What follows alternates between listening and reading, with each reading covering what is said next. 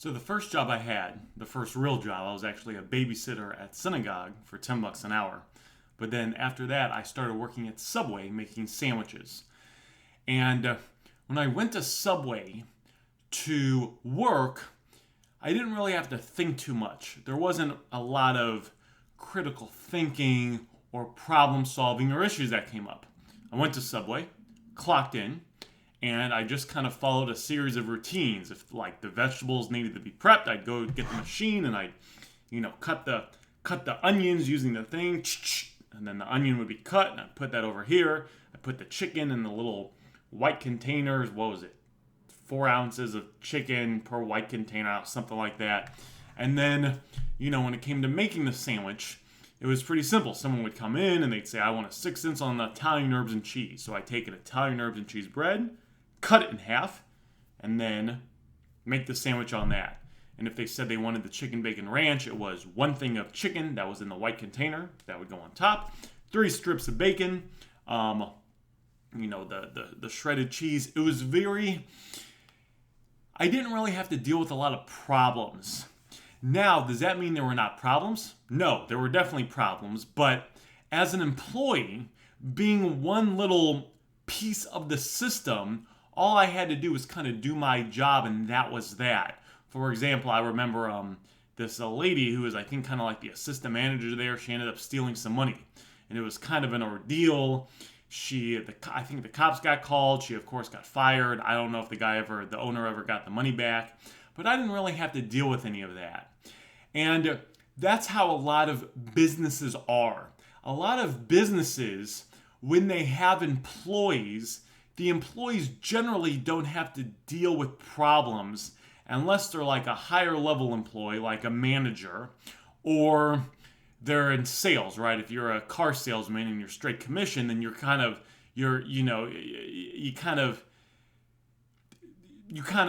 take on entrepreneur traits, problem solving, kind of being self-sufficient, things like that, kind of almost having to earn your keep a little bit. So what happens is when beginner people that have had jobs for a while get into dropshipping on Marketplace or really any business, I've seen this because I've coached different people now with this for a while now, I've taught different people throughout the years different ways to make money. There is always a transition phase where people, if someone is just used to having a job and they go in and they do the same things and that's that, when they get into any business, there's always kind of a awakening for them in the sense that they learn pretty quickly that there's problems that come up. Things come up unexpectedly. A lot of times those things are not that person's fault, yet because they're the business owner of that now, they have to deal with it. When I used to work at AT&T, I used to sell phones at AT&T. So you walk into an AT&T store, your phone's broken, and I would try to either fix your phone or sell you a new phone or sell you some other stuff. Well, what I heard, and I don't know 100% if this is true, but like Apple and I used to work at AT&T. So Apple and Samsung would have contracts where they would, Apple would use some of Samsung's parts for their phone. But then there was an entire other departments where Apple and Samsung were suing each other for different violations of different things. So you have one department where they're working together, and you have another department where they're suing each other. And it's not as black and white as people that just have a job think, right? So whenever someone kind of that has a job starts doing a business, they run into all these issues. And it's important to understand that that's part of the game. If you want to be a entrepreneur, and whether it's drop shipping on Facebook Marketplace or you want to do FBA on Amazon, whatever it is, right? You want to do Shopify, you want to do Forex, you want to do real estate, there's going to be problems that come up that are not going to be your fault, but you're going to have to deal with it. What happened last year? Real estate. Real estate is considered unbelievably solid and safe. They came up with mandatoriums where the tenants didn't have to pay their rent for a period of time, yet the landlords needed money for bills, and the landlords kind of got the short end of the stick. Now they were in theory supposed to get their money, afterwards, but that's like a whole nother thing. But a lot of landlords were running into issues because of that. You know, when COVID hit, I remember getting my eyebrows waxed. I think it was last year, kind of in the middle of COVID. And the lady was telling me how she had like 2 or 3, like beauty places, and she had to shut down 1 or 2 of them, and she was struggling. She did everything right. The government came out, the powers that be said, hey, we're putting all these restrictions on businesses. People are not going out as much. She was negatively affected because of that. Now, I'm not here to get into politics and all that stuff and say if that's right or wrong. I'm coming at this simply from a place of business where stuff like that happens. In any business you get into, there's going to be issues that come up. Some of them might be your fault. There's a lot of them that's going to seem like it's not your fault, but it's still your job as a business owner to either solve those problems or deal with those problems. So as far as glitches go on Facebook Marketplace, that is one of the things that we as dropshippers deal with, especially dropshipping on a new platform.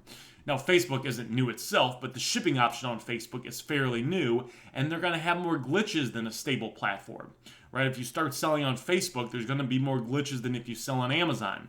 Well, what's the trade-off? It's a lot more competitive on Amazon. Amazon's been around a lot longer, and at least for me, I still rather get into something in the beginning and establish myself in the beginning so I can hopefully ride this wave to the top. It's like if you got started, let's say you started selling on Amazon a year and a half in, when Amazon said third-party people, so basically regular people like you and me, could start selling on their platform.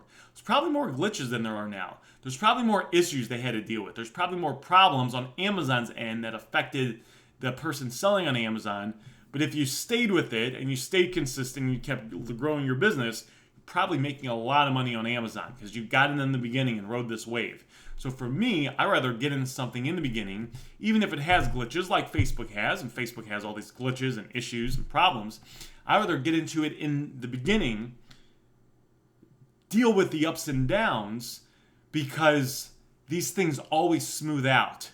And I'd rather do that than try to get into a space where it's massively competitive. Maybe the systems are a little bit smoother, the platform's worked out a little bit more bugs, but it's more of an uphill battle because I'm competing with, the competition's 10 times or 20 times or 30 times harder. So that is this video on Facebook Marketplace dropshipping glitches, what you should know about it, and also kind of the mindset and how you should think about it. This, of course, does not mean you should dropship on Facebook Marketplace. I'm not saying you should, but if you are, it's important to be aware of what you can expect and certain issues and kind of a mindset so you can make a decision. Is this something I want to deal with? Or maybe you don't, right? Entrepreneurship isn't for everyone. Some people say they want to be an entrepreneur. They can't really handle it. And they could handle it, by the way. They could grow into someone that could handle it. But, they just don't push themselves hard enough. And, they just kind of stay at their job. So that's that. My name is Aaron Goldsten. And that concludes this video.